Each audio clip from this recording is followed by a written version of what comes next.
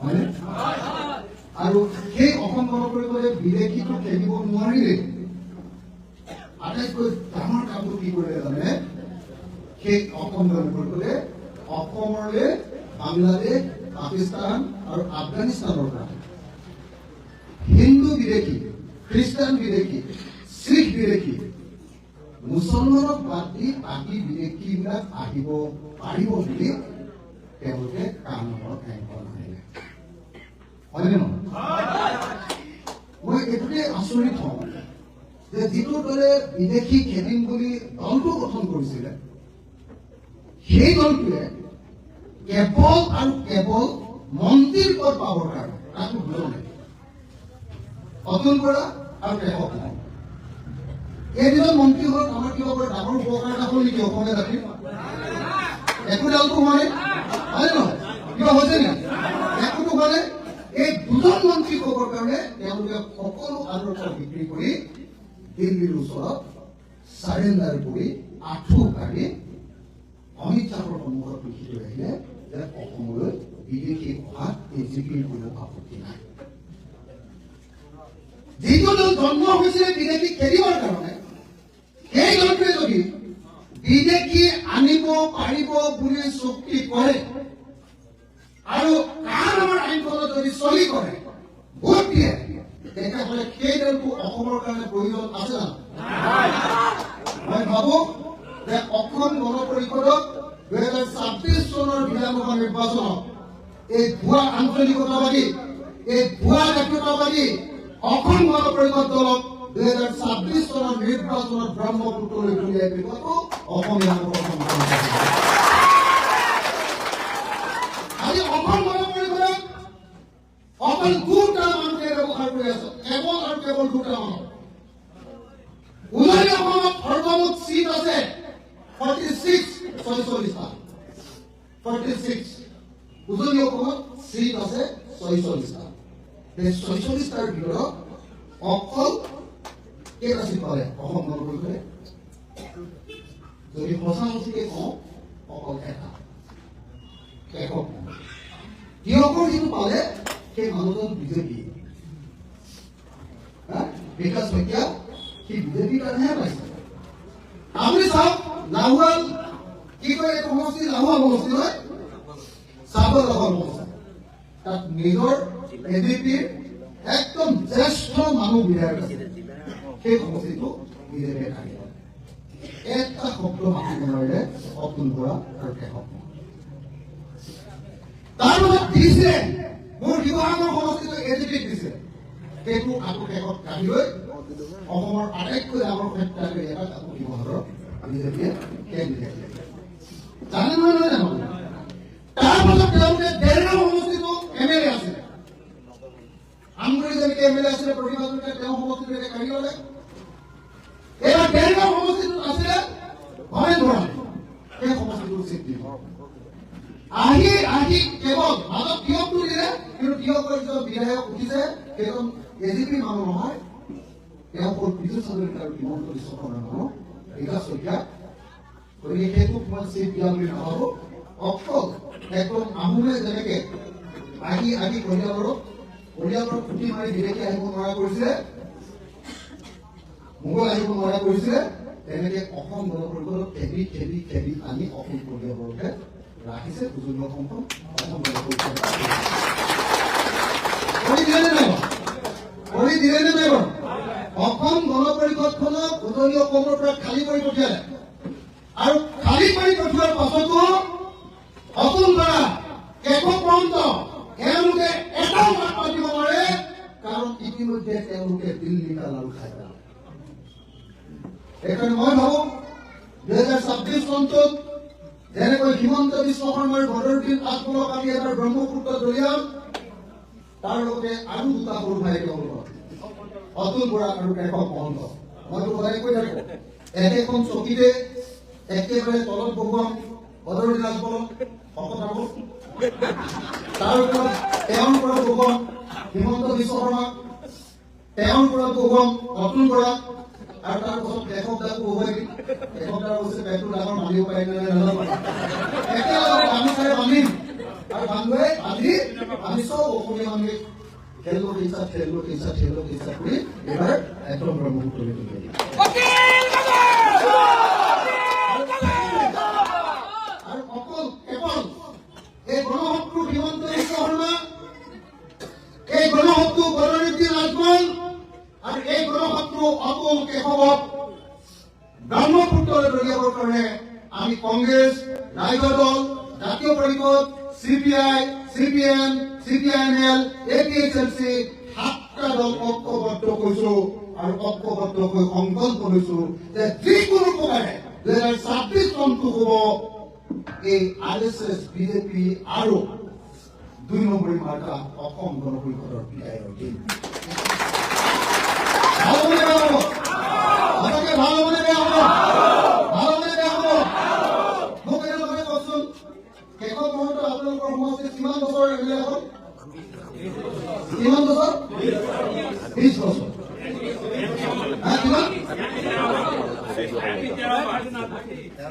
30 বছৰ। সব এমপি ধৰি টোটেলি কম তেওঁ 30 বছৰ নে 25 বছৰ? 30 বছৰ। এমএলএ 20 বছৰ।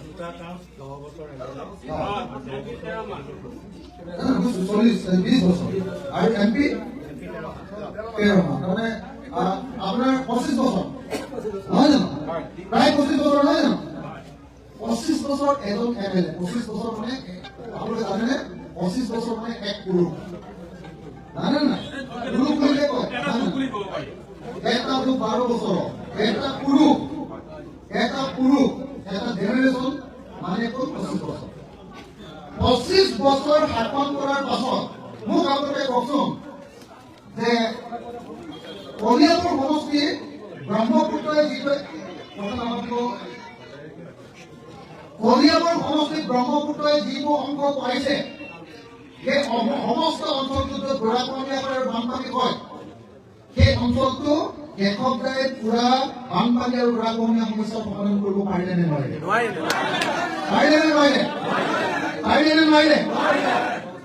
বহুত মানুহে কয় যে বিৰোধী দলে একো কাম কৰিব নোৱাৰে। মই 5 বছৰ বিৰোধী বিধায়ক আছো। মোৰ সমষ্টিত ব্ৰহ্মপুত্ৰ পৰিছে 12.5 কিলোমিটাৰ, দিচাংমুখৰ পৰা দিখৌমুখ 12.5 কিলোমিটাৰ।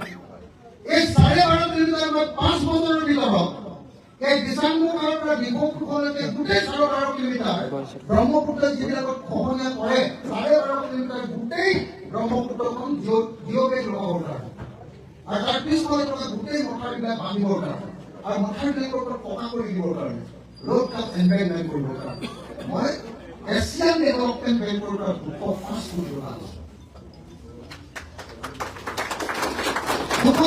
টকা আনিছোঁ। 205 কোটি টকা আনিছোঁ। মোক আপোনালোকে কওক যে 25 বছৰ এমএলএ আৰু এমপি হৈ কেশৱ মহন্তই আপোনালোকৰ ব্ৰহ্মপুত্ৰ নদীৰ গৰাখহনীয়া আৰু বানপানী সমস্যাৰ সমাধান কৰিবৰ কাৰণে টোটেল কিমান টকা? কিমান? মইতো শুনামতে য'ত ব্ৰহ্মপুত্ৰৰ পৰা এইখন নদী সোমাই আহিছে কলম, হয়নে নহয়? কলম নদীক খন্দাৰ নামত কেশৱ মহন্তই কেলেংকাৰী কৰিছে। মইতো জনামতে কেশৱ মহন্তই নিজৰ ভায়েকক দি প্ৰত্যেকবাৰে মথাউৰি বনোৱাৰ নামত গোটেই টকাটো ভায়েকক দি সদায় এই মথাউৰিটোক ফিৰতি গাই ৰূপে ব্যৱহাৰ কৰিছে।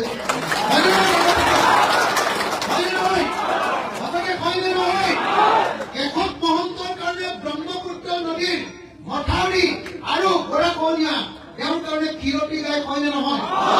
হয়নে নহয়? কিন্তু মই মাত্ৰ 5 বছৰৰ বিধায়ক, কিন্তু অসম চৰকাৰ নহয়, ভাৰত চৰকাৰ নহয়, এছিয়ান ডেভেলপমেণ্ট বেংকৰ পৰা মই 205 কোটি টকা আনি কাম আৰম্ভ কৰিছো আৰু অহা 6 মাহ বা 7 মাহৰ পাছত মোৰ গোটেই শিৱসাগৰৰ 12.5 কিলোমিটাৰত উন্নতি অহা 200 বছৰলৈ যাতে খহনীয়া আৰু বানপানী কৰিব নোৱাৰে তাৰ ব্যৱস্থাৰ কাৰণে মই বাজেট আনিব লাগিব। বহুতে কয় যে হিন্দী পক্ষৰ মানুহ হ'লে কাম নাই। মই দেখিছো আপোনালোকে নিশ্চয় দেখিছে অসম বিধানসভাত 126 জন এমএলএ, কিন্তু যেতিয়া হিমন্ত বিশ্ব শৰ্মা থাকে আৰু মই থাকো, যেতিয়া হিমন্ত বিশ্ব শৰ্মা থাকে আৰু মই থাকো 126 জন এমএলএৰ মাজত হিমন্ত বিশ্ব শৰ্মা আৰু অখিল গগৈ ভাইটিয়ে মাজত আৰু এজন নাই। হয়নে নহয় একে নামতে মই বিৰোধী হিচাপে হিমন্ত বিশ্ব শৰ্মাক ঘটিয়ে ঘটিয়ে পানী কওঁ আৰু একেটা সময়তে হিমন্ত বিশ্ব শৰ্মা চৰকাৰৰ দিনত মই অসম চৰকাৰৰ আটাইতকৈ ডাঙৰ প্ৰজেক্ট ৰংঘৰ প্ৰকল্প মন্ত্ৰী প্ৰদীপ বৰুৱাৰ দ্বাৰা ক'ব খুজিছো প্ৰদীপ দা আমি এবাৰ চৰকাৰ গঠন কৰিব পাৰিলেতো খুবেই ভাল কিন্তু চৰকাৰ গঠন কৰিব নোৱাৰিলেও আপোনাক নিমাতী কইনা খবৰ কাৰণে মই বিধায়ক পদ দিয়া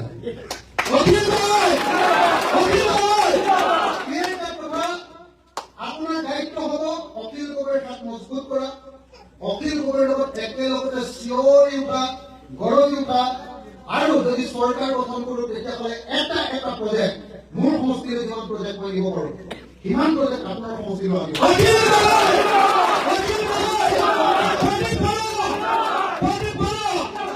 আৰু যদি চৰকাৰ গঠন কৰিব নোৱাৰো তেতিয়াহ'লে যোৱাবাৰ এটা এম এল এ আছিলো এইবাৰ 10টা এম এল এ হ'ম এটা এম এল এ হওঁতে মই হিমন্ত বিশ্ব শৰ্মাৰ মাথা গৰম কৰি দিছিলো এতিয়া 10টা এম এল এ হ'ব হিমন্ত বিশ্ব শৰ্মা গৰম কেৰাহী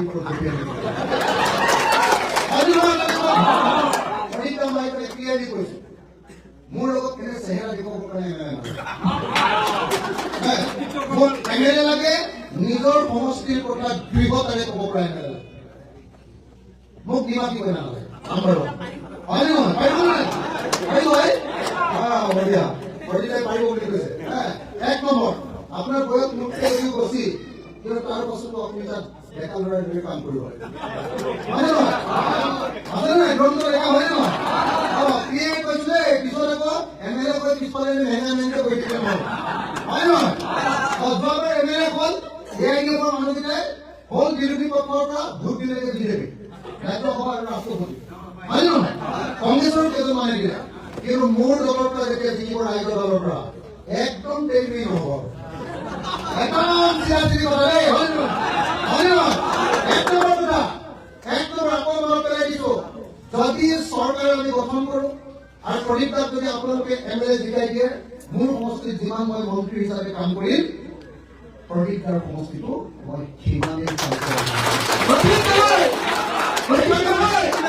সেইকাৰণে মই কলিয়াবৰ সমষ্টিৰ ৰাইজক ক'ব খুজিছো যে প্ৰদীপ দাক ভোট দিয়া মানে এইবাৰ প্ৰদীপ দাক ভোট দিয়া নহয় প্ৰদীপ দাক ভোট দিয়া মানে এইবাৰ অসমৰ আটাইতকৈ জাগ্ৰত আঞ্চলিক শক্তিটো জাতীয়তাবাদী শক্তিটো ভোট দিয়া এইবাৰ প্ৰদীপ দাক ভোট দিয়া মানে অখিল গগৈ ভোট দিয়া আৰু প্ৰদীপ দাক ভোট দিয়া মানে হিমন্ত বিশ্ব শৰ্মাৰ মাথাত অনবৰতে চক্কৰ লগাই থকা এই কামটো সেইকাৰণে মই আপোনালোকক আহ্বান জনাইছো মই অনুৰোধ কৰিছো আপোনালোকক সকলোকে অনুৰোধ কৰিছো এইবাৰ যদিও প্ৰদীপ দা জন্ম হৈছে কংগ্ৰেছী পৰিয়ালত ডাঙৰ হৈছে কংগ্ৰেছী পৰিয়ালত জীয়াই আছে কংগ্ৰেছী পৰিয়ালত কিন্তু এইবাৰ তাৰ লগত আঞ্চলিকতা ভাগ যোগ হৈছে হয়নে এটা নতুন দল যদিও বয়স তেখেতৰ মোতকৈ অলপ বেছি কিন্তু নতুন দল হোৱাৰ কাৰণে তেখেতে আকৌ নতুন যৌৱন প্ৰাপ্ত হৈছে হয় নহয় সেইকাৰণে মই স্পষ্টকে কৈছো প্ৰদীপ দাক আপোনালোকে ভোট দিয়ক চৰকাৰ যদি কয় মোৰ সমষ্টিত যিমান কাম কৰিম গৌৰৱ গগৈ সমষ্টিত যিমান কাম হ'ব মই কলিয়াবৰ সমষ্টিটো আপোনালোকক সমান 1 নম্বৰ 2 নম্বৰ যদি চৰকাৰ গঠন কৰিব নোৱাৰো তেতিয়াহ'লে হিমন্ত বিশ্ব শৰ্মাৰ প্ৰত্যেকটো মুহূৰ্তত মূৰটো গৰম কৰি থাকিব এটাও যদি ৰাইজৰ বিৰুদ্ধে কাম কৰিব নোৱাৰে বিজেপি চৰকাৰে মই কৈছোৱে যে এজন অখিল গগৈয়ে হিমন্ত বিশ্ব শৰ্মাক নাকত ধৰি চাপত ঘূৰাই দিব এইবাৰ 10জন এম এল এ ৰাইজৰ দলক ক'ব আৰু যেতিয়া 10জন এম এল এ মোৰ লগত থাকিব মই আপোনালোকক গেৰাণ্টি দিছো হিমন্ত বিশ্ব শৰ্মাক মই প্ৰত্যেক দিনাই ঘূৰাব দিব পাৰিম সেইকাৰণে আপোনালোকক সকলোকে কৈছো সকলো ৰাইজকে কৈছো প্ৰদীপ দাক এইবাৰ জিকাবলৈ চেষ্টা কৰক ৰাইজৰ দলখন অসমীয়া জাতীয়তাবাদী মই ক'ৰ পৰা জিকিছো শিৱসাগৰ হ'ল অসমীয়া জাতিৰ আটাইতকৈ আঞ্চলিকতাবাদী আৰু জাতীয়তাবাদী মানুহবিলাকৰ সেইকাৰণে শিৱসাগৰে প্ৰমোদ গগৈ জিকায় প্ৰণৱ গগৈ জিকায় অখিল গগৈ জিকায় কোনো দালাল আঞ্চলিকতাবাদ আৰু জাতীয়তাবাদৰ ঘাটি হ'ল শিৱসাগৰ। অসমৰ আঞ্চলিকতাবাদ আৰু জাতীয়তাবাদৰ মূল কেন্দ্ৰ হ'ল শিৱসাগৰ। আৰু সেই শিৱসাগৰৰ পৰা MLA অখিল গগৈ তেওঁৰ সভাপতিত্বত থকা ৰাইজৰ দল, সেই ৰাইজৰ দলে যেতিয়া 10খন আসন পাব এইবাৰ, আপোনালোকে মনত ৰাখিব, এইবাৰ যদি 10খন আসন 31ত ৰাইজৰ দলে অকলে চৰকাৰ গঠন কৰিব পাৰে। সেইকাৰণে মই আপোনালোকক সকলোকে অনুৰোধ কৰিব খুজিছো, সকলোকে অনুৰোধ কৰিবলৈ আহিছো যে আপোনালোকে আমাৰ প্ৰদীপ দাক এবাৰ ভোট দিয়ক। প্ৰদীপ দাৰ কাৰণে খাটক, প্ৰদীপ দাৰ কাৰণে কাম কৰক। প্ৰত্যেকজন অসমীয়া যাৰ অন্তৰত সঁচা সঁচিকে আঞ্চলিকতাবাদ আছে, যাৰ ভিতৰত সঁচা সঁচিকে জাতীয়তাবাদ আছে, যি অসমক ভাল পায়, যি অসমৰ পৰা বিদেশী খেলিব খোজে, যি অসমত খিলঞ্জীয়া মানুহৰ অধিকাৰ প্ৰতিষ্ঠা কৰাটো বিচাৰে, প্ৰত্যেকজন অসমীয়াই এইবাৰ প্ৰদীপ দাক ভোট দিয়ক আৰু আমি অসমত নতুন জাতীয়তাবাদী এটা নতুন সোৱাদ আপোনালোকক দিম। প্ৰথম কথা দ্বিতীয়তে আমাৰ যিটো জাতীয়তাবাদ, সেইটো জাতীয়তাবাদ হ'ল ইনক্লুচিভ নেশ্যনেলিজম। ইনক্লুচিভ নেশ্যনেলিজম মানে আমাৰ জাতীয়তাবাদটো হ'ল সকলো জাতি, জনগোষ্ঠী আৰু ধৰ্মৰ মানুহক লগত লৈ যোৱা জাতীয়তাবাদ। জাতীয়তাবাদ মানে অকল ব্ৰাহ্মণৰ জাতীয়তাবাদ। জাতীয়তাবাদ মানে অকল অসমীয়া ভাষা কোৱা মানুহবোৰে জাতীয়তাবাদ নহয়। জাতীয়তাবাদ মানে অসমৰ অসমীয়া ভাষা কোৱা মানুহ, অসমত থকা কাৰ্বি ভাষা কোৱা মানুহ, অসমত থকা মিচিং ভাষা কোৱা মানুহ, অসমত থকা বড়ো ভাষা কোৱা মানুহ, অসমত থকা তিৱা ভাষা কোৱা মানুহ, অসমত থকা নেপালী ভাষা কোৱা মানুহ, অসমত থকা চাহ মানুহৰ ভাষা কোৱা মানুহ, অসমত থকা এই মুছলমান মানুহৰ ভাষা কোৱা মানুহ, যি 1971 চনৰ 25 মাৰ্চৰ আগতে অসমলৈ আহি অসমকে নিজৰ মাতৃভূমি বুলি গ্ৰহণ কৰিছে, সকলোকে লৈ এই জাতীয়তাবাদ কৰি তুলিছে। আমাৰ কাৰণে হিন্দু মুছলমান নাই, আমাৰ কাৰণে হিন্দু মুছলমান খ্ৰীষ্টান জৈন নাই, আমাৰ কাৰণে ব্ৰাহ্মণ ভূৰি নাই, আমাৰ কাৰণে ব্ৰাহ্মণ ভূৰিৰ আৰু কি চাৰিটা বৈষ্ণৱ শূদ্ৰ এই ভাৱ নাই। আমাৰ কাৰণে অসমীয়া মানুহ মানে অসমীয়া। তেওঁ চাহ বাগানৰ মানুহ হ'লেও অসমীয়া, তেওঁ নেপালী গোৰ্খালী হ'লেও অসমীয়া, তেওঁ মুছলমান হ'লেও অসমীয়া, তেওঁ আহোম হ'লেও অসমীয়া, তেওঁ ব্ৰাহ্মণ হ'লেও অসমীয়া, তেওঁ কলিতা হ'লেও অসমীয়া, তেওঁ কাৰ্বি হ'লেও অসমীয়া। প্ৰত্যেকজন অসমীয়া মানুহ যি অসমক নিজৰ মাতৃভূমি বুলি কৈছে। আৰু এটা চৰণ আছে, 71 চনৰ 25 মাৰ্চৰ আগৰ পৰা অসমত বসবাস কৰিছে, তেওঁলোকক প্ৰত্যেকৰে নিৰাপত্তা প্ৰদান কৰিবৰ কাৰণে, সমান অধিকাৰ প্ৰদান কৰিবৰ কাৰণে আমাৰ সেইকাৰণে আমি কৈছো আমাৰ জাতীয়তাবাদ ইনক্লুচিভ নেশ্যনেলিজম। ইনক্লুচিভ নেশ্যনেলিজম, সকলোকে লগত লৈ কৰা জাতীয়তাবাদ, সকলোকে লগত লৈ কৰা জাতীয়তাবাদ। বিজেপিৰ নিচিনা কাৰোবাক গোৰ মাৰি দিম, কাৰোবাক ৰাখিম, এনেকুৱা ৰাষ্ট্ৰীয়তাবাদ নহয়। আমি সকলোকে লগত লৈ কৰা জাতীয়তাবাদত বিশ্বাস কৰোঁ।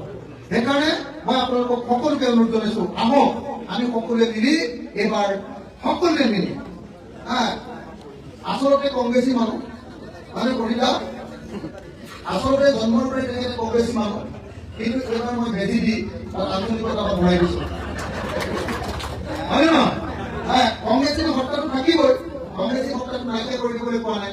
কাৰণ মই ইয়াত যিমান নিৰ্বাচনী দায়িত্ব দিছো চব কংগ্ৰেছী মানুহ লাগি আছে, মই কোনো কামতে হস্তক্ষেপ কৰা নাই। আৰু লগতে মই এই কথাও কৈ যাবলৈ আহিছো যে কংগ্ৰেছেই হওক বা ৰাইজৰ দলেই হওক, যিসকলে কাম কৰিব, যিসকল কৰ্মী, বুথ কমিটি, মণ্ডল কমিটি, ব্লক কমিটি, তেওঁলোকৰ কাৰণে চলা ফিৰাৰ যিটো দায়িত্ব, লজিকেল যিটো ছাপোৰ্ট দিব লাগে, আমি লজিষ্টিক ছাপোৰ্ট দিব লাগে। বুথ কমিটিবিলাকক যিধৰণে আমি সহায় কৰিব লাগে, মণ্ডল কমিটিবিলাকক আমি যিধৰণে সহায় কৰিব লাগে, ব্লক কমিটিবিলাকক আমি যিধৰণে সহায় কৰিব লাগে, আৰু লগতে ইয়াত থকা ডিষ্ট্ৰিক্ট কমিটিৰ লিডাৰসকলক বা APCCৰ লিডাৰসকলক যিবিলাক আছে সকলোকে যেনেকে আপোনালোকৰ কংগ্ৰেছ দলৰ কেণ্ডিডেট হ'লে কংগ্ৰেছ দলৰ পৰা যেনেকে সহায় কৰে, আমি ৰাইজৰ দলেও প্ৰত্যেকটো বুথ কমিটি, প্ৰত্যেকটো মণ্ডল কমিটি, ব্লক কমিটিৰ নেতৃবৰ্গ, জিলা কমিটিৰ নেতৃবৰ্গ আৰু লগতে এপিচিচি নেতৃবৰ্গকো আমি তেনেকৈ সহায় কৰি নিৰ্বাচন মই আপোনালোকে বুজি পালে নহয় মই কি কৰো মই কৈছো যে আপোনালোকে চিন্তা কৰিব নালাগে যে প্ৰদীপদাৰ হাতত যদি পইচা নাইও আমি ৰাইজৰ দলৰ পৰা দি দুইটাই লগ লাগি প্ৰদীপদা আৰু মই ৰাইজৰ দল আৰু কংগ্ৰেছ চবে মিলি নিৰ্বাচনটো যি খা খৰচ আছে আমি মিলাম আপোনালোকে এখন মহলৰ নিচিনাকৈ আমি 20 কোটি টকা খৰচ কৰিব নোৱাৰো হয় নহয় কিন্তু তাৰ পাছত কৰ্মীবিলাক ঘূৰিবৰ কাৰণে যিমান পইচা দৰকাৰ হয় কোনো অভাৱ কথা দি গৈছো মিটিঙৰ শেষত মই লিডাৰসকলৰ লগত এবাৰ বহি লম আপোনালোকে কাম আৰম্ভ কৰক আপোনালোকে কাম কৰক আপোনালোকে আন্তৰিকতাৰে সৈতে মানুহৰ মাজলৈ সোমাই লওক বিজেপি দলে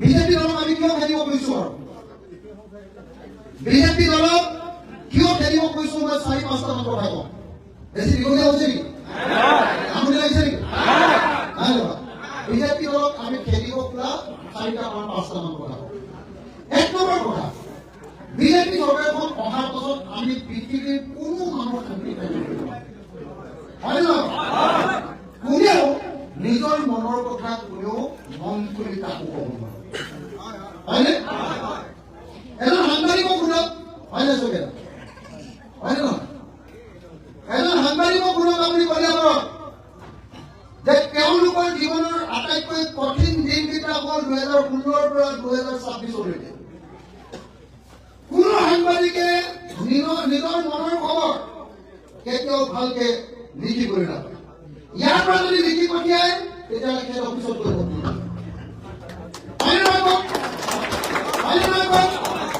কোনো সাংবাদিকে তাৰ পাছত যদি সাহস কৰি দুটা এটা নিউজ কৰিছে তেতিয়াহ'লে তেওঁলোকৰ ওপৰত অনবৰতে খবৰ দাবী হ'ব হয় পুলিচৰ দ্বাৰা ধমকি দিয়া হয় নেতাৰ দ্বাৰা ধমকি দিয়া হয় তেওঁলোকৰ পৰিয়ালক ট্ৰেন্সফাৰ কৰা হয় কোনো সাংবাদিকক কাকো শান্তিৰে থাকিব দিয়া হয় নহয় মই সাংবাদিকক মাৰি দিলো কোনোবা এজন মানুহে যদি এই চৰকাৰখনৰ দিনত বস্তুৰ দাম পাইছে বুলি যদি এটা কবিতা লিখে এতিয়াও তেওঁ জেইললৈ যাব লাগে এই চৰকাৰৰ দিনত হয় নহয় আনকি জুবিন গাৰ্গৰ ন্যায় লাগে বুলি যদি কোনোবাই ফেচবুকত কথা লিখে হয় নহয় এতিয়া তেওঁলোকৰ NSA লোকক কয় নেশ্যনেল চিকিউৰিটি এক্ট আমাৰ মৰমৰ জুবিন দা আমাৰ মৰমৰ জুবিন গাৰ্গ যিজন মানুহে গোটেই অসমীয়া জাতিক ঐক্যবদ্ধ কৰিবৰ কাৰণে কাম কৰিছে যিজনে অসমীয়া মানুহৰ বুকুৰ বেদনা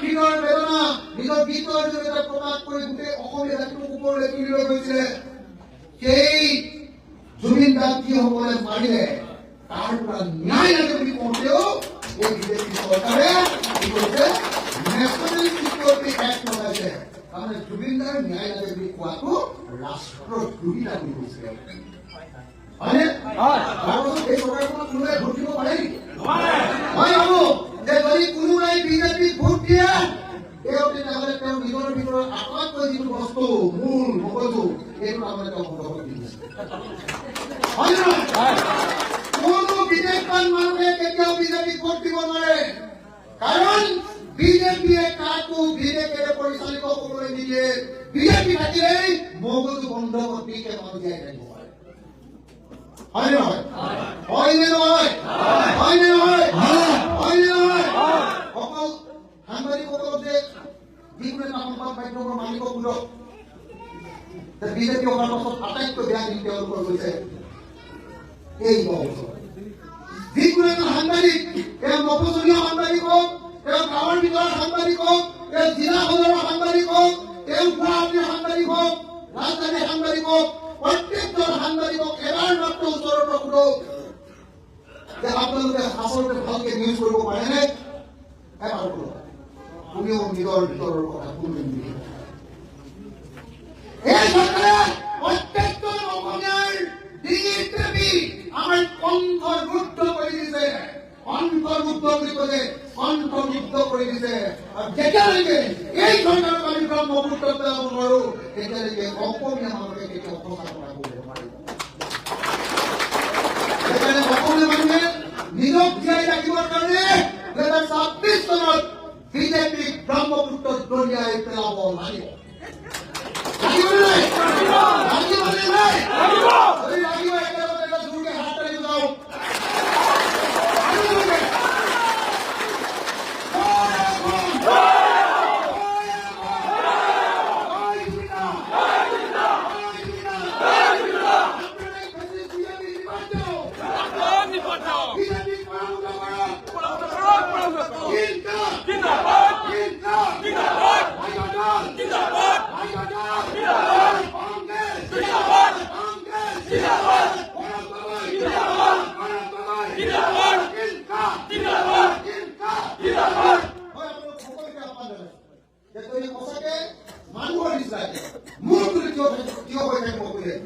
প্ৰথম কথা বিজেপি ব্ৰহ্মপুত্ৰত দলিয়াই পেলাব পাৰিব।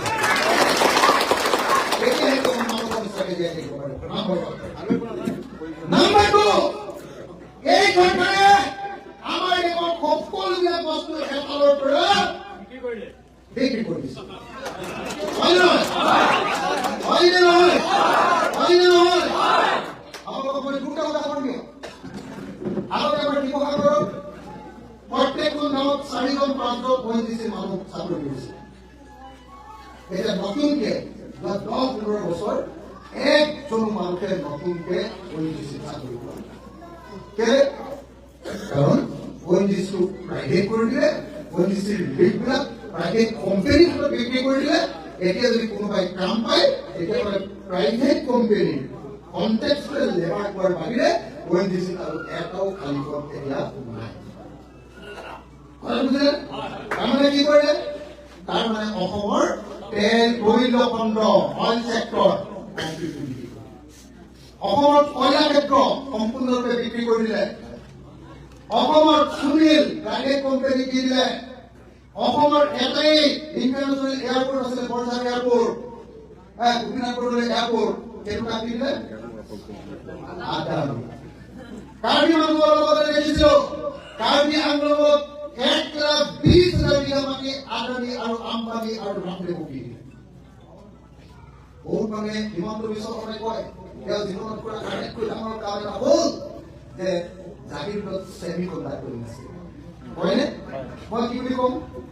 মই বিধানসভাত সুধিছিলো বোলো জাগিৰোডত যে ছেমিকণ্ডাক্টৰ ইণ্ডাষ্ট্ৰী বনাইছে তাত মাটি কিমান দিলে আৰু কিমান দামত টাটাক মাটি দিলে? হ'লে 750 বিঘা মাটি টাটা কোম্পানী দিছে 1 বিঘা 1 টকা। কিমান দামত? 1 বিঘা 1 টকা দামত। 1 বিঘা 1 টকা। জাগিৰোডৰ এই নেশ্যনেল হাইৱে কিনাৰৰ মাটি 1 বিঘাৰ দাম কিমান হ'ব? কেইকোটি টকা হ'ব? 5 কোটি 10 কোটি হ'ব? 1 বিঘা দিছে 1 টকা। মই সুধিলো যে সেই টাটা কোম্পানীৰ ছেমিকণ্ডাক্টৰ ইণ্ডাষ্ট্ৰীত মুঠতে কিমান টকা হ'ব কেপিটেল? কিমান পুঁজি তাত বিনিয়োগ কৰিলে? ক'লে 27,000। মই ক'লো যে সেই পইচাটো ক'ৰ পৰা আহিব? ক'লে যে তাত 15,000 কোটি টকা চেণ্ট্ৰেল গভৰ্ণমেণ্টে ফ্ৰীকে টাটা কোম্পানীক দিব।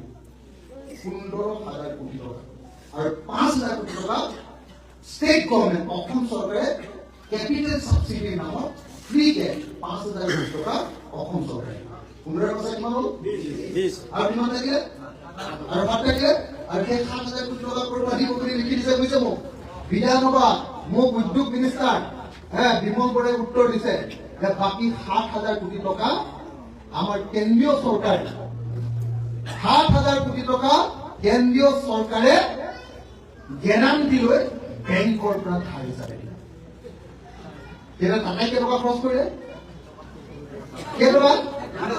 অকল 750 টকা। 750 টকা 27,000 কোটি টকা বলে। 750 টকা জাগিৰোডৰ গোটেই মাটিখিনি পালে। হ'ল কথাটো বুজি পালে? তাত কি আছিলে? পেপাৰ মিল। পেপাৰ মিলটোত কিমান অসমীয়া মানুহে কাম কৰিছিলে? কাম কৰিছিলে 750 মানুহে জানিব। কিন্তু তাৰ কাৰণে গোটেই অসমত কিমান মানুহে বাঁহ বিক্ৰী কৰিব পাৰিছিল কিমান মানুহ কৃষক কিমান তাৰ পৰা ইনকাম কৰিছিলে এইবিলাক চবে মাটিও দি দিলে পইচাও দিলে আৰু তাৰ বিনিময়ত মন দিছিলো কিমান মানুহে চাকৰি পাব তাৰ কোনো উত্তৰ নাই পাব চিকিউৰিটি গাৰ্ড কেইটামান আৰু লেবাৰ কেইটামান অসমৰ মানুহে পাব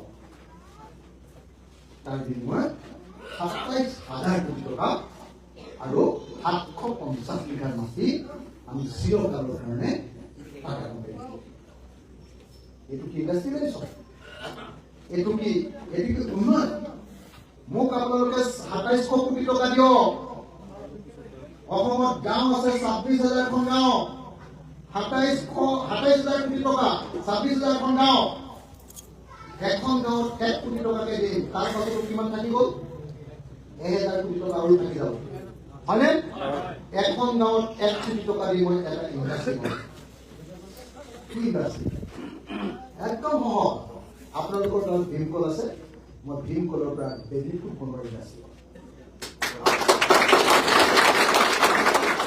ভীমকলৰ পৰা বেবিফুড বনাম মই ডাঙৰ কৈছিলো সৰু বেবিফুড খাই সৰু কালত মই ডাঙৰ কৈছিলো অকল দুটা বস্তুৱে খাইছিলো মাৰ গাখীৰ আৰু ভীমকল ভীমকলৰ খাই ডাঙৰ হ'ব পাৰিছিলো আমাক এনেকুৱা নেতা লাগে যি নেতাই ভীমকলৰ পৰা পৃথিৱীৰ সকলো মানুহকে বেবিফুড খুৱাম বুলি সপোন দেখিব পাৰে অসমৰ ৰাজনীতি ভাৰতৰ ৰাজনীতিত এজন নেতা দেখুৱাই দিয়ক যি নেতাই ভীমকলৰ পৰা বেবিফুড বনাব পাৰে আৰু পৃথিৱীৰ বজাৰ দখল কৰিব পাৰে বুলি সপোন দেখিব পাৰে নাম্বাৰ 1 ভীমকলৰ ঘাঁহ গছৰ পৰা সূতা বনাম বুলি সূতা আপোনালোকে জানেনে ভীমকলৰ গছৰ পৰা আজিকালি সূতা বনায় জানেনে ভীমকলৰ পাতৰ পৰা প্লেট বনাম বুলি সপোন দেখিব পৰা লিডাৰ লাগে আৰু ভীমকলৰ মধুনাটোৰ পৰা তলৰ যিটো আলুটো কি বুলি কয় মধুনা হয়নে নহয় মধুনাটোৰ পৰা ডায়েবেটিছৰ বেমাৰৰ ঔষধ বনাম বুলি তাৰ ইণ্ডাষ্ট্ৰি বনাম বুলি ভাবিব পৰা নেতা লাগে টাটাক মাতি আনি আমাৰ গোটেই সম্পত্তি মাটি টকা পইচা দি কেইটামান চকীদাৰ চাকৰি দিবৰ কাৰণে আমাক কোনো চিফ মিনিষ্টাৰৰ আপোনালোকৰ গাঁৱত মাকৈ খেতি কৰে গাঁওখনত মই আপোনালোকৰ গাঁৱৰ পৰাই মই এটুকুৰা ঘৰ ল'ম এটা ঘৰ ল'ম ৰাজহুৱা ঘৰ এটা ল'ম হল এটা আপোনালোকে ঘৰ তুলিব মই এটা মেচিন দিম মই টেকনলজি দিম তাত কাম কৰে মানুহ দিম বিজ্ঞানী দিম আপোনালোকে তাত কাম কৰিব এদিনত 1,000 টকা এমাহত 30,000 টকা দৰমহা পাব মাকৈৰ পৰা কি বনাম মাকৈৰ পৰা মই বনাম আটা মাকৈৰ পৰা মই বনাম মাছৰ খাদ্য মাকৈৰ পৰা মই বনাম গৰুৰ খাদ্য মাকৈৰ পৰা মই বনাম গাহৰিৰ খাদ্য মাকৈৰ পৰা মই কি বনাম মানুহে খোৱা খাদ্য আৰু পশুৱে খোৱা খাদ্য বনাম আৰু কি হ'ব এখন গাঁৱত যদি মই এটা মাকৈৰ ইণ্ডাষ্ট্ৰি ভালকে বনাই দিব পাৰো 50ৰ পৰা 100টা মানুহকো যদি তাত মই চাকৰি দিব পাৰো মোৰ কোনো ডেকা ল'ৰা বেংগলোৰকৈ চিকিউৰিটি গাৰ্ড কৰাৰ মই আপোনালোকক সঁচা কথা ক'বলৈ আহিছো মই আপোনালোকক খোলাখুলিকে ক'বলৈ আহিছো একদম খোলাখুলিকে ক'বলৈ আহিছো বিজেপি আৰু আন দলৰ লগত আমাৰ ইণ্ডাষ্ট্ৰিয়েল নীতিৰ আকাশ পাতাল পাৰ্থক্য আছে বিজেপিয়ে টাটা কোম্পানীক আমাৰ সম্পত্তি দি দিছে বিজেপিয়ে আদানীক দি দিছে বিজেপিয়ে ৰিলায়েন্সক গোটেই পৃথিৱীখন দি দিছে আৰু আমি কাকো আমাৰ সম্পত্তি নিদিওঁ আমি গাঁৱে ৰাইজৰ টকা আৰু চৰকাৰৰ টকাৰে ঐক্যবদ্ধ হৈ এখন গাঁৱত এটা ইণ্ডাষ্ট্ৰি বনাম আৰু গাঁওখনত এজন নিৰ্মাণ মই সঁচাই কৈছো 26,000 গাঁৱত মোক 26 কোটি টকা 26,000 কোটি টকা দিয়ক মই অসমত এজন নিবনুৱা নাইকিয়া কৰিম কিন্তু আমি টাটা কোম্পানী 27,000 কোটি টকা দি কি পাম 300 টকা 200 টকা লেবাৰ হয়নে নহয়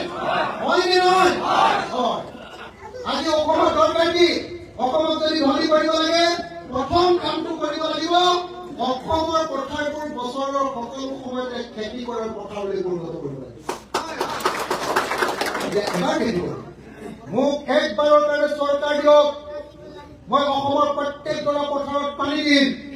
যি মানুহে নিজৰ পথাৰত নিজে পানী দি ল'ব, পানী দিয়া মেচিনৰ ইলেক্ট্ৰিচিটি খৰচ আৰু ডিজেলৰ খৰচ মোৰ চৰকাৰৰ পৰা তেওঁলোকক বিনামূলীয়াকৈ দি দিব। একবাৰ মাত্ৰ চৰকাৰ কৰিব লাগিব, প্ৰত্যেকখন গাঁৱৰ মানুহক তেওঁলোকক পানী যোগান দিম।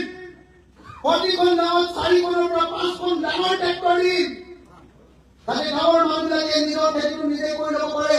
গৰুৰে খেতি কৰি 3বাৰ খেতি কৰাটো সম্ভৱপৰ নহয়। ডাঙৰ ট্ৰেক্টৰ দিম, কেৱল তেলকণ ভৰাব আৰু ট্ৰেক্টৰে নিজৰ মাটি নিজে চহাই ল'ব। চৰকাৰী ট্ৰেক্টৰ বিনামূলীয়াকৈ বীজ দিম, যাতে সোনকালে ধানটো কাটিব পাৰে, সোনকালে মাকৈটো কাটিব পাৰে। তেনেকুৱা উন্নত ধৰণৰ আপোনালোকক বীজ দিম বিনামূলীয়াকৈ, কম দামত সাৰ দিম। আৰু যদি সঁচাকৈ আপোনালোকে 3বাৰ খেতি কৰে, তেতিয়াহ'লে মই আপোনালোকক আমাৰ চৰকাৰৰ পিনৰ পৰা মাটিৰ খাজনা ফ্ৰী কৰি দিম।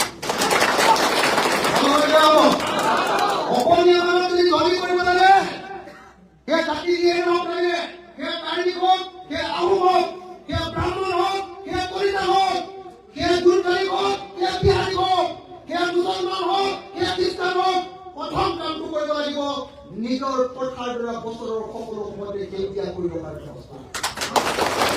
মই আপোনালোকক সংকল্প ঘোষণা কৰিছো, 5 বছৰ ৰাইজৰ লগত চৰকাৰ দিয়ক, 5 বছৰৰ ভিতৰত অসমৰ পথাৰ 24 ঘণ্টাৰ খেতি কৰাৰ পথাৰত পৰিণত কৰি দিব।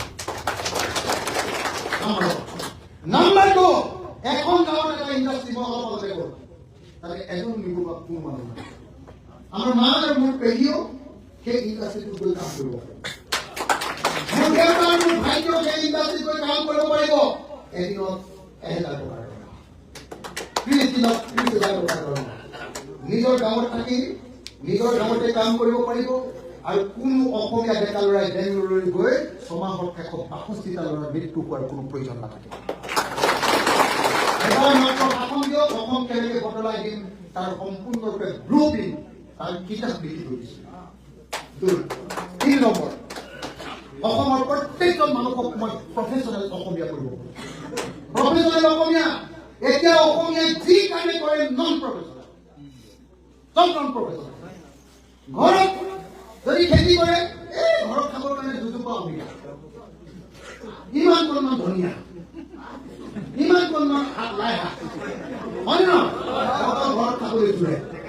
মই অসমৰ প্ৰত্যেকজন অসমীয়াক যি আনৰ ঘৰত আনকি কাম কৰিবলৈ যোৱা বাইজনী, সেই বাইজনীকো মই প্ৰথমতে স্কুল এৰাৰ লগে লগে, ঘৰত ঘৰখনত কাম কৰিবলৈ যোৱাৰ লগে লগে মই এখন নতুন স্কুলত পঠাই দিম। সেই স্কুলখনৰ নাম দিছো ফিনিচিং স্কুল। কি কৰম? যিজনী মহিলাই আনৰ ঘৰত কাম কৰিবলৈ যাব, আধুনিক যুগত মানুহৰ ঘৰ কেনেকৈ চাফা কৰে তাৰ টেকনলজি মই শিকাই দিম, লগতে এটা মেচিন গিফ্ট দিম। তেওঁ কেনেকৈ ভাত ৰান্ধিব লাগে তেওঁক মই 6 মাহৰ ট্ৰেইনিং দিম। ট্ৰেইনিং দিয়ে নহয়, লাইচেন্স দিম, এখন আইডেণ্টিটি কাৰ্ড দিম, আৰু সেই বাইদেউজনীক মই এযোৰ চৰকাৰৰ পিনৰ পৰা ধুনীয়া ড্ৰেছ দিম। সেই বাইদেউজনীয়ে আনৰ ঘৰত কাম কৰিবলৈ যায়, আগতে লেতেৰা পেতেৰাকৈ যাওঁতে এমাহত 30,000 টকাৰ দৰমহা পাইছিলে, এতিয়া 10,000 টকা। প্ৰত্যেকজন অসমীয়াক প্ৰফেচনেল কৰি তুলিম। প্ৰত্যেকটো ডেকা ল'ৰা যি বেংগলৰত চিকিউৰিটি গাৰ্ড কৰিবলৈ যাব, যোৱাৰ আগতে আমাৰ চৰকাৰে সেই বেংগলৰলৈ যোৱা চিকিউৰিটি গাৰ্ডজনক হোমগাৰ্ড বা পুলিচৰ ট্ৰেইনিং দি পঠিয়াব।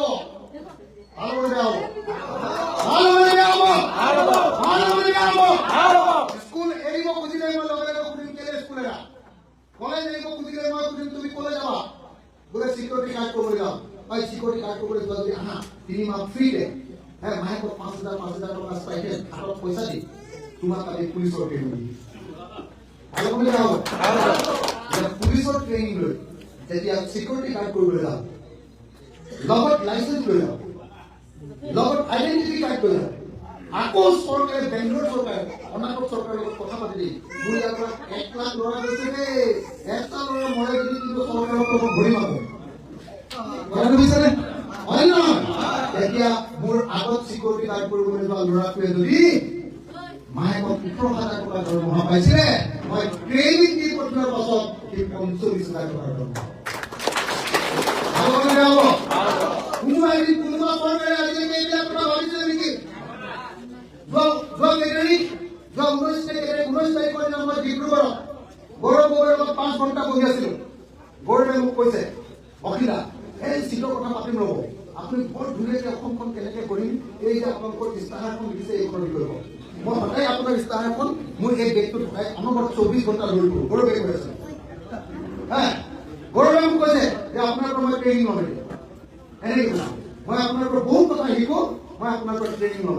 আপুনি কথা কওকচোন যে আপুনি যে কৈছে ফিনিচিং স্কুল পৃথিৱীত কোনেও এই আইডিয়া অনা নাই।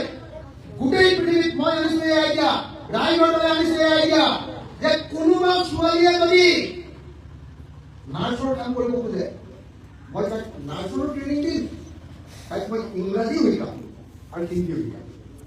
যদি তাই বেছি চোকা ছোৱালী হয়, ইংৰাজী যদি জানে, তাইক মই জাপানলৈ নাৰ্ছ কৰিবলৈ পঠিয়াম। জাপানত এজনী নাৰ্ছে এবছৰত 1 কোটি টকা দৰমহা পায়। মোৰ মাৰ লগত 2জনী নাৰ্ছ ৰাখিছো, এজনীক মই 20,000 দৰমহা দিওঁ, 2জনীক মই 40,000 টকা দৰমহা। আজিকালি চব জনা শুনা মানুহে নিজৰ মাক দেউতাকৰ লগত ধুনীয়া নাৰ্ছ ৰাখে। মই চব ছোৱালীবিলাকক ছমাহৰ ট্ৰেইনিং দিওঁ। যিজনীয়ে লগত হিন্দী ক'ব পাৰিব তাক মই দিল্লীলৈ পঠিয়াম। দিল্লীলৈ এনেকৈ পঠিয়াওঁ, চৰকাৰৰ পৰা পঠিয়াম। তাৰ কিবা বিপদ হ'লে লগে লগে বুটাম টিপিব, আমি চৰকাৰে গম পাই যাম, লগে লগে পুলিচ গৈ সেই মানুহক ধৰি আনিম। কথাটো বুজি পাইছে নে নাই? প্ৰত্যেকজন অসমীয়া নিৰাপত্তা দিম।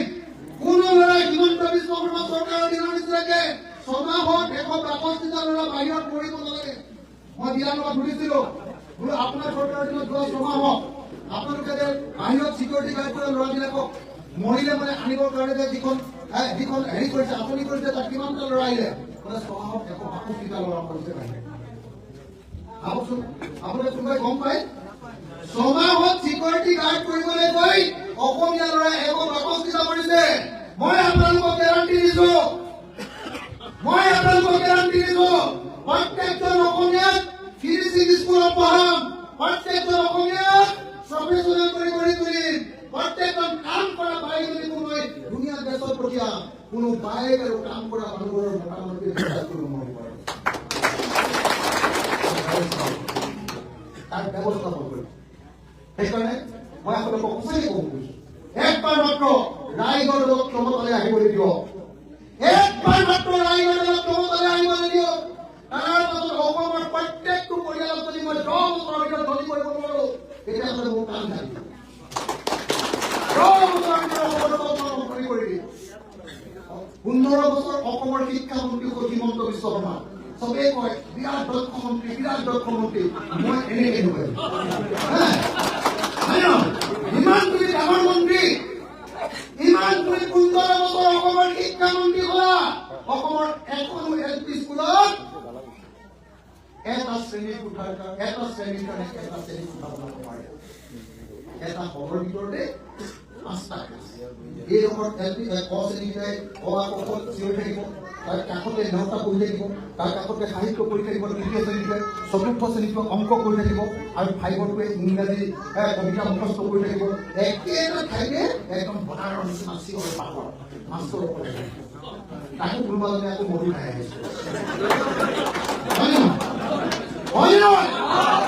কেনেকুৱা স্কুলত পঢ়ি আমাৰ ল'ৰা-ছোৱালী ডাঙৰ মানুহ হ'ব পাৰিব নেকি? মই আপোনালোকক গেৰাণ্টি দিছো, মোক 5 বছৰ ৰায়গড়ক শাসন দিয়ক, মই অসমৰ প্ৰত্যেকখন স্কুলৰ তলটো মজিয়াটো টাইলছৰ কৰিম। এটা শ্ৰেণীৰ কাৰণে এটা শ্ৰেণী কোঠা, ধুনীয়া ফেন, আৰু এটা শ্ৰেণী কোঠাত এজন শিক্ষক 24 ঘণ্টা বহি থাকিব। এটা শ্ৰেণীৰ কাৰণে এজন শিক্ষক, লগত হেড ছাৰ।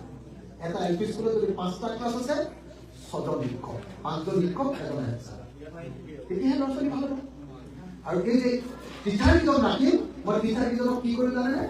প্ৰত্যেক বছৰে গৰম বন্ধৰ এমাহত মই তেওঁলোকক ইণ্টাৰনেশ্যনেল লেভেলৰ ট্ৰেইনিং দিম, যাতে আমেৰিকা বা লণ্ডনৰ শিক্ষকজনে যেনেকুৱা পায়, মোৰ কামৰ ভিতৰতো মোৰ ল'ৰা-ছোৱালীবিলাক তেনেকুৱা শিক্ষক এইবিলাক মোৰ জীৱনৰ সপোন। ৰাইজৰ দল বেলেগ দল নহয়। ৰাইজৰ দলে অসমৰ প্ৰত্যেকটো জাতি জনগোষ্ঠীৰ মানুহক একলগ কৰি হিন্দু মুছলমান আমি নকৰো। আমি হিন্দু মুছলমান কৰা মানুহবিলাকক ঘৃণা কৰো। আমি কেৱল মানুহক চিনি পাওঁ, হিন্দুকো চিনি নাপাওঁ, মুছলমানকো চিনি নাপাওঁ। আমি কেৱল মানুহক চিনি পাওঁ। আৰু সেইকাৰণে মই স্পষ্টকে কৈছো, 5 বছৰ ৰাইজৰ দলক শাসন দিয়ক, অসমৰ প্ৰত্যেকটো পৰিয়ালক মই ধনী কৰাৰ ব্যৱস্থা কৰিম। মোৰ দেউতাৰ বেমাৰ হ'লে মোৰ দেউতা বুঢ়া বয়সত এনেকে বেকা হৈ গৈছে। এনেকে কেলে মোৰ দেউতাই গোটেই জীৱন কেৱল কষ্ট কৰে, বেকা হৈ গৈছে, চিকিৎসা কৰিব। মই এনেকুৱা এখন অসম কৰিব খোজো যিখন মই যেনেকুৱা ট্ৰিটমেণ্ট কৰিব খোজো, MLA জনে, মন্ত্ৰী এজনে, মুখ্যমন্ত্ৰীজনে যেনেকুৱা ট্ৰিটমেণ্ট পায়, মোৰ গাঁৱৰ আটাইতকৈ দুখীয়া মানুহজনেও তেনেকুৱা ট্ৰিটমেণ্ট পায়। মই এই কাম কৰি দেখুৱাম, মই এই কাম কৰি আপোনালোকক দেখুৱাম। মই হিন্দু মুছলমানৰ কৰিবৰ কাৰণে ৰাজনীতি কৰা নাই। ৰাইজৰ দলে কবি লৈ অকল 1250 টকাৰ অৰুণোদয় দিবৰ কাৰণে নহয়।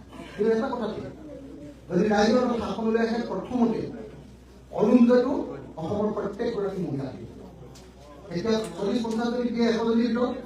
আমি 100 জনীৰ ভিতৰত 100 জনীক দিম, চাকৰি নথকা চব মহিলাই অৰুণোদয় পাব। আৰু অৰুণোদয়টো 1250 টকা নহয়, অৰুণোদয়টো আমি 30,000 টকা।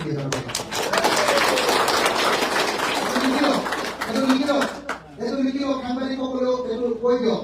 সাংবাদিকসকলে কৈ দিয়ক, বহুতে ভাবে যে হিমন্ত বিশ্ব শৰ্মা নাথাকিলে অৰুণোদয় নাপাব। মই ক্লিয়াৰলি গেৰাণ্টি দি কৈছো, ৰাইজৰ দল যদি চৰকাৰত থাকে, অসমৰ প্ৰত্যেকগৰাকী মহিলাই অৰুণোদয় পাব। অৰুণোদয় চৰকাৰী চাকৰি নাথাকিলে সকলোৱে অৰুণোদয় পাবই, প্ৰত্যেকগৰাকী মহিলাই। পুৰুষো যদি ফিজিকেলি টেলেণ্ট হয়, শাৰীৰিকভাৱে বিশেষভাৱে সক্ষম পুৰুষ হয়, তেওঁ অৰুণোদয় পাব। আৰু অৰুণোদয় এতিয়া 1250 টকা দি আছে। সেই অৰুণোদয় আমাৰ চৰকাৰ হৈ 2 মাহৰ লগে লগে অৰুণোদয়ৰ পৰিমাণ 30,000 টকা। অকল অৰুণোদয় নহয়, যিমান মহিলাই আপোনালোকে বেংকৰ পৰা ধাৰ লৈ গৈছে, মাইক্ৰ ফাইনেন্সৰ ধাৰ, মামাই কৈছিলে, হিমন্ত বিশ্ব শৰ্মাই কৈছিলে, মোৰ নিজৰ মনত আছে, মই যেতিয়া জেলত আছিলো, বুকু ফুলাই কৈছিলে যে ৰাইজৰ কি কয়, বিজেপি দলক ভোট দিয়ক, হিমন্ত বিশ্ব শৰ্মাক ভোট দিয়ক। কোনো অসমীয়া মহিলাই, অসমৰ কোনো মহিলাই আৰু মাইক্ৰ ফাইনেন্সৰ ধাৰ মাৰিব নালাগে। ধাৰ মাৰা দায়িত্ব হিমন্ত বিশ্ব শৰ্মা কৈছিলে না? ধাৰ মাৰিলে মাৰিলে, কেইজনমানৰ মাৰিলে, কিমান মাৰিলে জানেনে? 12,500 কোটি টকাৰ ধাৰ আছিলে, অকল ধাৰ মাৰিলে 2,000 কোটি। থাকি গ'ল 10,500 কোটি টকাৰ ধাৰ। মই আপোনালোকক গেৰাণ্টি দিছো, যিবিলাক মহিলাৰ মাইক্ৰ ফাইনেন্সৰ ধাৰ আছে, 6 মাহৰ ভিতৰত মই প্ৰত্যেকগৰাকী মহিলাৰ মাইক্ৰ ফাইনেন্সৰ ধাৰ মাফ কৰি দিয়া হ'ব। 6 মাহৰ ভিতৰত সেইটো গেৰাণ্টি আছে। লিখি লওক সকলোৱে লিখি লওক, সাংবাদিকসকলে লৈ লওক। মই এইটো ৰাইজৰ দলৰ সভাপতি হিচাপে আপোনালোকক দিয়া গেৰাণ্টি। মই চাগে বহুত দীঘলীয়া কৰো নহয় জানো? শিলঘাট সমবায় মৰাপাট কল, এইটো একদম যেনে তেনে মৰু জিউকে আছে, হয় নে নহয়? মৰিলে যদিও অলপ চলপ এতিয়াও মৰাপাটৰ হেৰি হৈ আছে। মই আপোনালোকক গেৰাণ্টি দিছো, এইটো মোৰ গেৰাণ্টি, ৰাইজৰ সভাপতিৰ গেৰাণ্টি, অসমৰ আটাইতকৈ হিমন্ত বিশ্ব শৰ্মাক নাকত ধৰি চাকত ধৰিব পৰা মানুহটোৰ গেৰাণ্টি যে আমাৰ চৰকাৰ যদি এবাৰ আহে, চৰকাৰত যদি ৰাইজৰ দল থাকে, তেতিয়াহ'লে 6 মাহৰ ভিতৰত শিলঘাট সমবায় মৰাপাট কল খোলাৰ ব্যৱস্থা গ্ৰহণ কৰিব। এইটো মোৰ গেৰাণ্টি, এইটো মোৰ গেৰাণ্টি। আপোনালোকে লিখি লওক, পঞ্জাৱৰ সাংবাদিকসকলে লিখি লওক যে যদিহে ৰাইজৰ দলে এইবাৰ চৰকাৰত আহে, পঞ্জাৱৰত থকা শিলঘাট সমবায় মৰাপাট কল পুনৰ খোলাৰ ব্যৱস্থা গ্ৰহণ কৰিব। মই সেইখিনি কথাই কলো। আপোনালোকে বেছি দীঘলীয়া কৰি দিলো, আপুনি পাইছে ন? কিন্তু মই এটা কথা কলে, ৰাইজৰ দলৰ কোনো হিন্দু মুছলমান নাই, ৰাইজৰ দলৰ অকল মানুহে আছে। আৰু এটা কথা কৈ যাওঁ, হিমন্ত বিশ্ব শৰ্মাই নিজৰ মাটিৰ ওপৰেদি যে 4 লেন দিব খুজিছে, আপোনালোকৰ খং উঠিছে নাই? খং উঠিছে নাই? চৰকাৰ যদি আমাৰ হয়, 4 লেন জগতবন্ধাৰ মাজেদি যাব।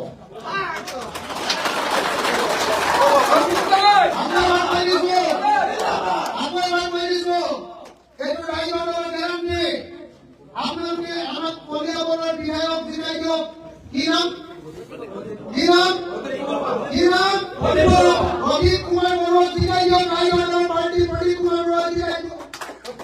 মিত্ৰজোঁটৰ প্ৰাৰ্থী আমাৰ মিত্ৰজোঁট কংগ্ৰেছ, ৰাইজৰ দল, CPI, CPM, APCL, AAP পাৰ্টিৰ প্ৰদীপ বৰুৱা জিকাই দিয়ক। মই কলিয়াবৰক গেৰাণ্টি দিছো যে